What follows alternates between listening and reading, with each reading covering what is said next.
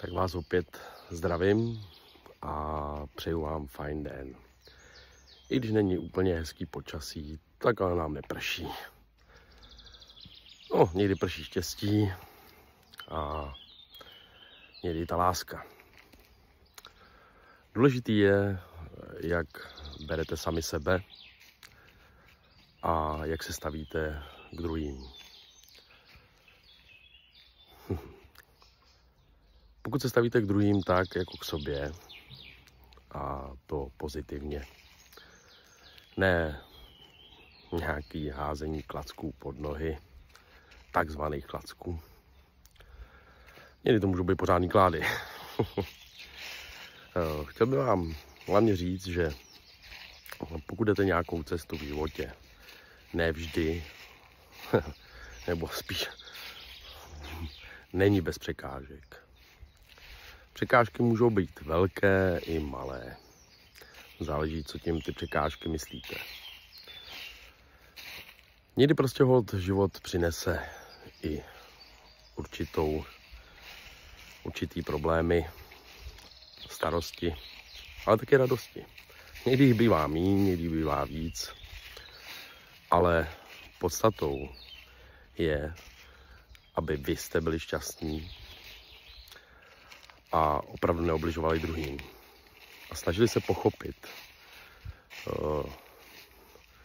hlavně ty druhé, ale důležitý je sebe sama. Pokud se dostanete do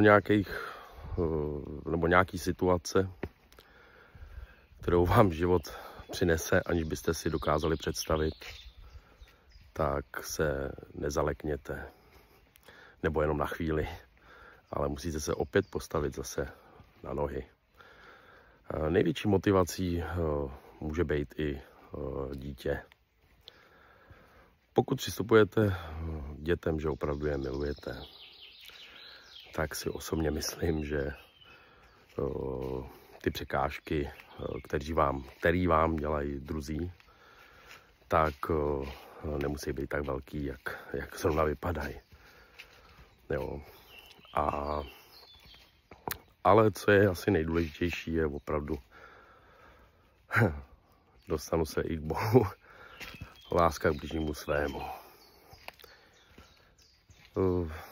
Pokud jste schopni milovat, tak jste schopni i přijímat, i dávat. Ale nejenom brát.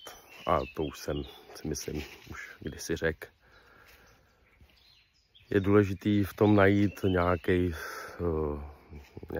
střed a nějakou hranici, kam druzí můžou, kam ne. Jo, jestli se tomu říká takový ochranný štít svý vlastní podstaty a své osoby, tak si myslím, že je to hodně důležitý. Protože právě v těch těžkých situacích se ukáže opravdu, kdo je kdo. Kdo je k majetku, kdo je v té lásce k tomu druhému. Ale někdy prostě holt to není jenom ten život není jenom o lásce, ale taky o nenávisti, o zlobě, ale taky o materialismu. Ten je taky důležitý, kde bez toho se nenajíte. S tím je velký problém v dnešní době. Takže záleží opravdu, jak se k těm určitým situacím postavíte. A samozřejmě hlavně i ty druhý, protože se jich to třeba týká. Nelze brát, že všechno je jenom moje. Když si vezmu, tak opravdu do hrobu si nevezmete to, co jste zde získali v podobě nějakých materiálních hodnot. Nebo ne materiálních hodnot, ale jediné, co asi můžete, je opravdu, jak se chováte k těm druhým a k sobě. A jestli jste schopni pomáhat, anebo ubližovat. Asi bych to řekl tak, že pokud budete přistupovat k lásce a k pochopení, tak si myslím, že je to jedna z nejtvrdších zkoušek v životě. Jo, protože ustát některé to zlo, kteří dokáží vypustit ze svých úst, je hodně náročný se udržet. Je to o trpělivosti, o pokoře a hlavně o pochopení a hlavně asi neubližovat. Co je asi tak nejdůležitější, záleží na každém, jak to má u sebe nebo v sobě postavený. A to je o tom, co pro něj je opravdu v životě nejdůležitější. Já osobně si myslím, že děti jsou jedno z nejdůležitějších v životě, co můžete mít, když už ten dar máte. Protože to není samozřejmost. Pak je důležitý, s kým ho máte. A taky i důležitá věc je, jak ho vychováváte. Ale není to ta výchova tím, co opravdu můžete nasměřovat můžete nasměřovat to dítě. Hodně pochytí, co vy, jak se chováte, ale stejně v jádru ten člověk už má do vínku dáno, jak se bude víceméně chovat k druhým. Buď ta láska a v něm je, ale najde i ty stránky jsou vlastně v každém, jak ty dobrý, tak i ty špatný. Záleží opravdu, co v sobě necháte vzrůst. Buď to bude láska, anebo to bude nenávist nebo zloba na celý svět. Ale ta budoucnost, abych si k tomu vrátil, je nejdůležitější.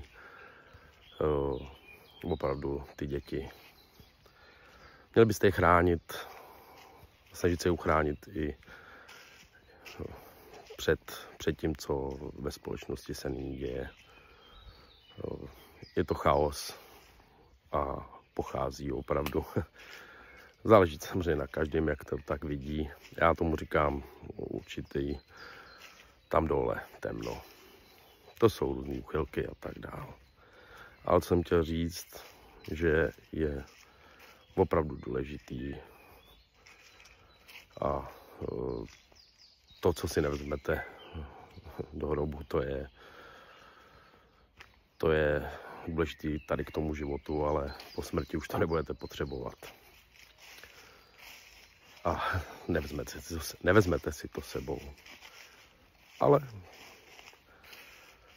ten pocit, když dojdete ke konci, tak opravdu ten soudný den je, aspoň teda si myslím, že je